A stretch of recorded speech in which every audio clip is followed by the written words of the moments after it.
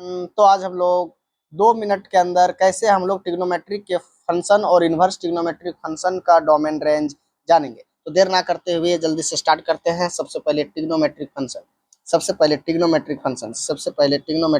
तो थोड़ा सा देख लेते हैं ट्रिग्नोमेट्रिक फंक्शन का डोमेन रेंज। तो ट्रिग्नोमेट्रिक फंक्शन में सबसे पहले आता है y is equal to sine x.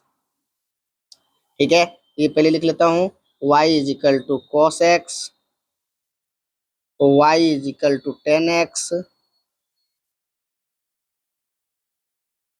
y is equal to cot x, y is equal to cosec x और y is equal to sec x।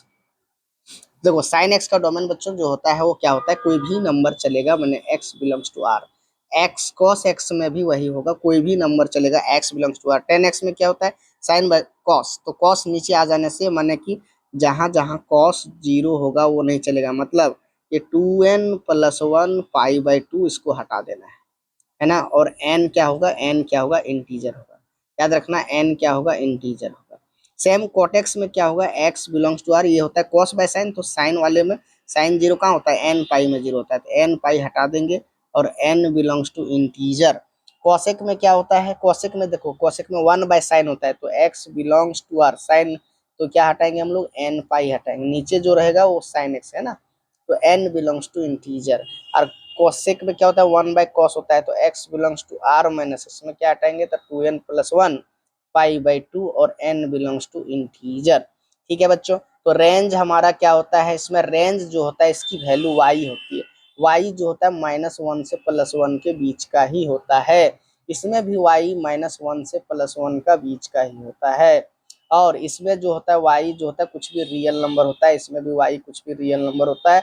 इसमें y जो रियल नंबर सिवाय -1 से 1 के बीच की वैल्यू नहीं होती है ना, -1 से 1 की बीच की वैल्यू नहीं होती है। इसमें भी रियल नंबर -1 से 1 के बीच की वैल्यू नहीं होती है। ये था हमारा ट्रिग्नोमेट्रिक फंक्शन का डोमेन और रेंज, है ना। और ये देखो, अगर किसी बच्चे को दिक्कत हो रहा होगा कि जैसे मैंने यहाँ पे साइन एक्स अगर 0 कर दूं या फिर कॉस एक्स अगर 0 कर दूं, तो इसका जनरल सोल्यूशन क्या होता है कि साइन एक्स अगर 0 है तो एक्स बराबर क्या होगा, एन पाई, मतलब कि 0 पाई 2 पाई 3 पाई माइनस पाई में क्या होता है, ये 0 होता है, एन बिलोंग्स टू इंटीजर। और cos x अगर 0 हो गया तो x बराबर क्या होता है, 2n प्लस 1 पाई बाई 2 और n बिलोंग्स टू इंटीजर, या फिर इसको मैं 2n माइनस 1 पाई बाई भी 2 कर सकते हैं, इससे कोई दिक्कत नहीं है ना। इसीलिए उसको ये हम लोग को डोमेन रेंज मिल गया। फटाफट हम लोग इनवर्स ट्रिग्नोमेट्रिक फंक्शन का डोमेन रेंज देख लेते हैं। पहला ITF जो होता है बच्चों वो होता है y is equal to sine inverse x, दूसरा होता है कॉस इनवर्स एक्स, तीसरा होता है टेन इनवर्स एक्स और चौथा होता है कॉट इनवर्स एक्स। ठीक है, पांचवा कोसेक इनवर्स एक्स और छठा सेक इनवर्स एक्स। और जो भी स्टूडेंट क्लास 12 को होंगे ये हमेशा आपको काम आने वाला है। डोमेन में क्या होता है, जो रेंज होता है ना ट्रिग्नोमेट्री का, वो डोमेन हो जाता है। तो डोमेन इसका जैसे x बिलोंग्स टू -1 से 1, ये रटा होना चाहिए बच्चों, आपको काम आने वाला है। ये भी x बिलोंग्स टू -1 से 1 ही होता है।